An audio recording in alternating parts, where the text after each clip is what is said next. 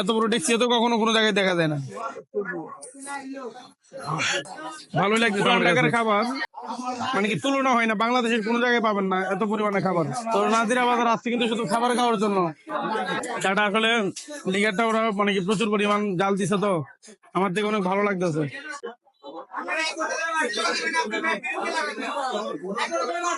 ভাই চা কত করে কাপ? মালাই চা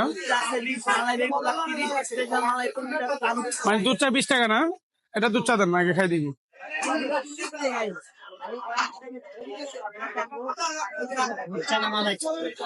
20 টাকায়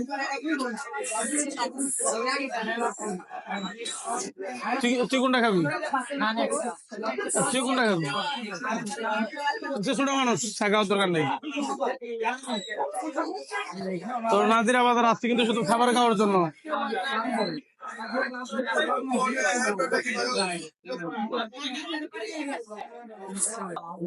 চাটা আসলে লিগারটা ওরা মানে কি প্রচুর পরিমাণ জাল দিছে, তো আমার থেকে অনেক ভালো লাগতেছে। পুরান ঢাকার খাবার মানে কি তুলনা হয় না, বাংলাদেশের কোনো জায়গায় পাবেন না এত পরিমাণে খাবার।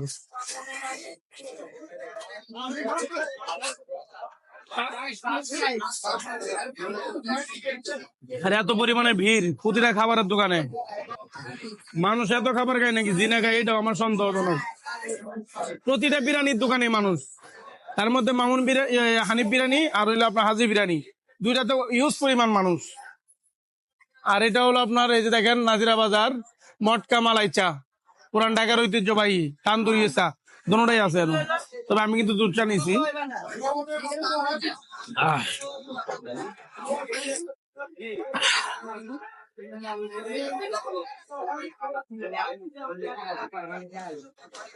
আর দেখেন যে বড় ডেকচি, মানে কি এত বড় ডেকচি তো কখনো কোনো জায়গায় দেখা যায় না।